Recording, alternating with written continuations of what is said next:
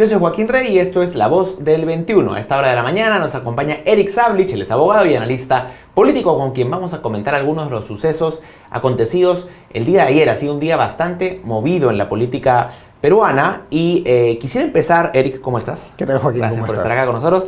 Con el tema de los árbitros que presuntamente han favorecido a la empresa Odebrecht. 14 de los 16 árbitros están yendo a prisión preventiva por 18 meses. Han apelado, pero esa fue la decisión del juez Jorge Chávez Tamariz. En primera instancia, ¿cómo tomas este fallo? A mí me preocupa el fallo. O sea, creo que en esta búsqueda de justicia y de lucha anticorrupción loable y los esfuerzos del equipo Lavajato se están cometiendo excesos y este podría ser uno de los casos principales. Creo que se está tratando de una misma manera a 14 o 16 personas que tienen cuyos casos tienen circunstancias distintas, hechos distintos, los laudos son, los arbitrajes son distintos, los montos que recibieron en compensación por sus laudos arbitrales eran distintos. O sea, creo que aquí se puede apreciar cierta generalización y se puede incurrir en injusticias, ¿no? Y cuando envías a una persona 18 meses como prisión preventiva, en verdad la arruinaste la vida o se la arruinaste por bastante tiempo.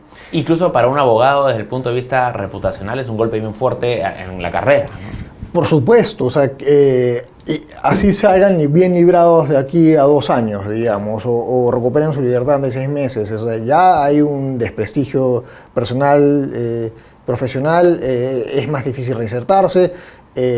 Los temas académicos, los contratos privados. Entonces, sí creo que el juez, ni la fiscalía ni el juez, cuando concede la medida, han logrado realmente profundizar en las circunstancias de cada caso en concreto y se ha dispuesto una prisión preventiva drástica, más allá de que se digan 18 en lugar de 36, contra todas las personas por igual.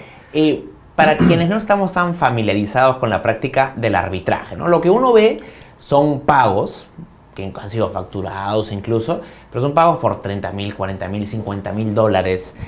¿Esto es normal digamos, en la práctica del arbitraje, este nivel de honorarios? O sea, en algunos casos sí, depende muchas veces del monto de la controversia, o en general depende del monto de la controversia. Claro, porque suele ser un porcentaje. De la complejidad del caso. Hay tarifarios, sobre el tarifario, se puede estar sobre el tarifario, depende también de la reputación, de la credibilidad, de la trayectoria de los árbitros que se están recogiendo, si es un árbitro nacional e internacional. O sea, yo no digo que no se les investigue a los 16, a los 14, por todo el tiempo que sea necesario. Quizás haya gente que uno diga, oye, me suena raro, pero a la hora de ahora sí incurrieron en responsabilidad. Pero el hecho que se plantee una medida tan drástica como con la prisión preventiva, en realidad es, como hemos visto en otros casos, es una condena anticipada. ¿No? Pero el solo hecho de que se haya pagado un poco por encima del precio referencial y que el laudo haya sido favorable a Odebrecht, no configura un caso de corrupción necesariamente. No, para mí no. No, es parte de cómo funciona el mercado, entre comillas, el legal respecto a los arbitrajes. Esa parte más o menos en arbitrajes sofisticados y complejos lo que le puedes pagar a un árbitro. De acuerdo. Ahora, para ti, tú decías que no hay que meter todos en el mismo saco. ¿Estás pensando en particular en algunos árbitros que claramente son personas que tú consideras correctas y algunas que sean más cuestionables? O sea, yo creo que uno que claramente es cuestionable es y que no ha recibido la pena de prisión preventiva y que supuestamente es el delator es Canepa. Bueno, quizá precisamente por eso no ha recibido la prisión preventiva. Pero claro, sí, pero solo tiene un impedimento de salida. Solamente tiene un impedimento de salida del país, pero sí preocupa que a través del mecanismo de la colaboración eficaz esta persona esté salvando el pellejo propio y acusando a diestra y siniestra sin pruebas concretas, ¿no? Yo después no me gusta entrar en tal persona me parece de tal trayectoria, tal, porque además no las conozco y no creo que sea el caso, pero sí hay circunstancias como que de árbitros que reciben un honorario, me imagino por un lado por $37,000, $40,000, que en la práctica suena más o menos razonable, y hay gente que sí llega a recibir, pues no sé, 300,000, que no digo que esté mal, porque tampoco sé si es un laudo, 3 laudos, 4 laudos, 5 laudos, Pero ya de por sí ahí ves algo que es distinto, ¿no? Sí, son cantidades de dinero impresionantes. Yo no conozco el mundo del arbitraje y tanto se paga en esta industria. Depende nuevamente del arbitraje internacional, arbitraje nacional, el monto de la controversia. Si estás hablando de una controversia por $200 millones, la contraprestación va a subir. Y evidentemente son cifras altísimas, ¿no? Yo digo $37.000 y es una cifra importante en un país como el nuestro, más todavía, pero no inusual en el mercado o en el arbitraje. Ahora, quisiera pasar al tema del habeas corpus de Keiko Fujimori. Finalmente, ayer el magistrado Blume presentó su ponencia. Él estaba a cargo de estudiar el caso a profundidad y ha enviado de manera encriptada el informe. Hay posibilidad de que se vote este jueves. Parece que la cosa está medio empatada. Hay 3 a favor, 3 en contra y 1 por definir. ¿Crees que debiera proceder este habeas corpus? Es que nuevamente los casos de las prisiones preventivas son bien delicados, ¿no? Creo que y estamos viendo que la figura se está usando en el uso de la figura. En el caso de Keiko Fujimori habían ciertas consideraciones en cuanto a obstrucción de la justicia, manipulación de testigos, que implicaban, o sea, que sustentaban de alguna manera el pedido por el lado de obstrucción de la justicia, más que riesgo procesal de fuga, por el lado de obstrucción de la justicia. Esos riesgos continúan siendo relevantes a estas alturas de su proceso, probablemente ya no. Y si ya no lo son... ¿Por qué crees que se habrían disminuido?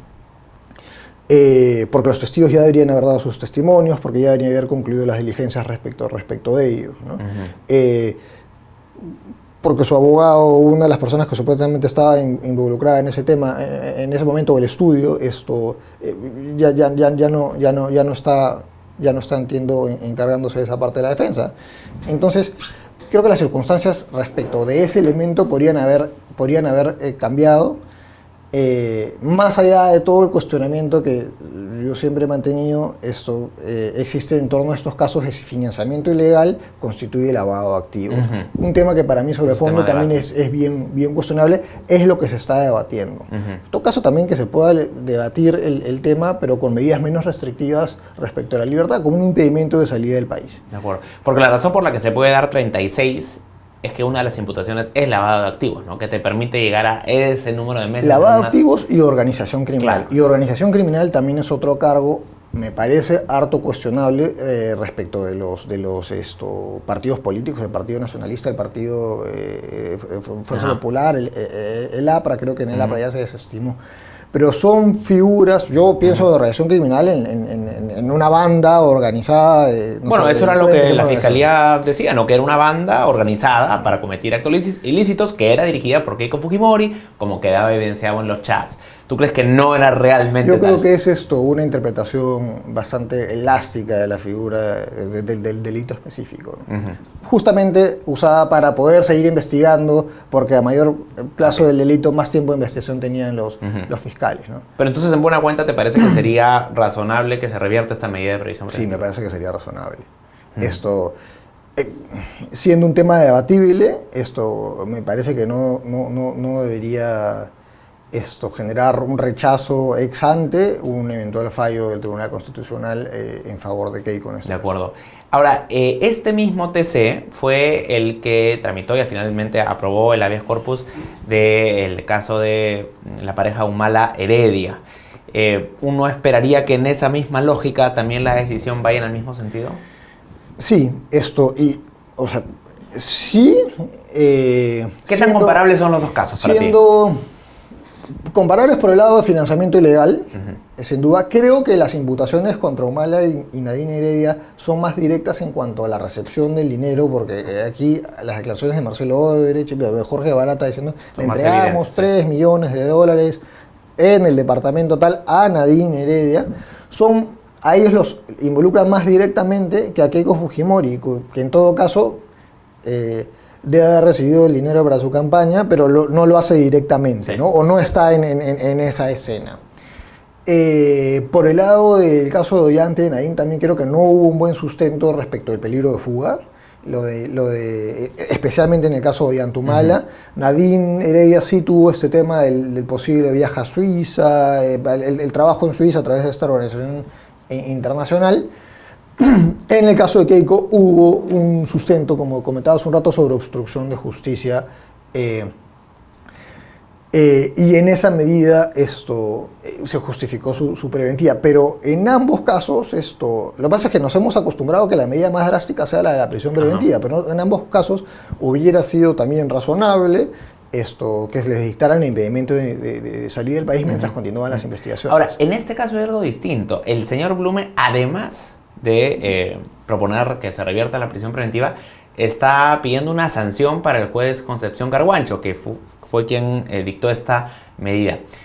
¿Qué te parece esto? Yo imagino que es porque, habiendo ya el Tribunal Constitucional fallado sobre los alcances de la prisión preventiva y los requisitos que deben cumplirse para imponerla, en el caso de Yantumala, por ejemplo, ha seguido fallando bajo sus criterios, en desacato, si se quiere, de esos criterios del Tribunal Constitucional. Tal como ha pasado ahora con este juez que ha dictado la prisión preventiva para 14 árbitros, sin ver los lineamientos de la sentencia obligatorios del caso Yantumala en Nadine Heredia, y sin tener en cuenta los criterios de un pleno casatorio reciente de la Corte Suprema sobre cómo debe imponerse una prisión preventiva. Claro, la de Keiko Fujimori fue antes de este pleno casatorio, ¿no? Sí. Pero igual porque suena un poco como sancionar a un juez, digamos.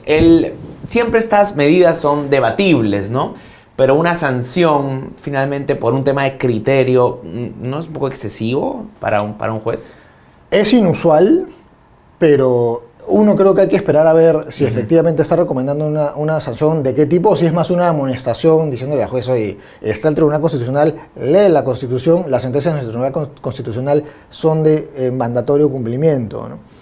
Y en esa línea, si es que es algo así como una amonestación y hagas caso a lo que dicen las instancias superiores, no me parece razonable una amonestación en ese sentido. Ya que estamos en el tema Odebrecht, se ha revelado, el fiscal Vela ha indicado que la jueza Álvarez, que fue la que estuvo a cargo de la homologación del acuerdo de colaboración entre el Estado peruano y la empresa Odebrecht, ha dispuesto que se realice el pago de estos polémicos 524 millones que el Estado debe dar a Odebrecht por la venta de la hidroeléctrica de Chaquia en Huánuco.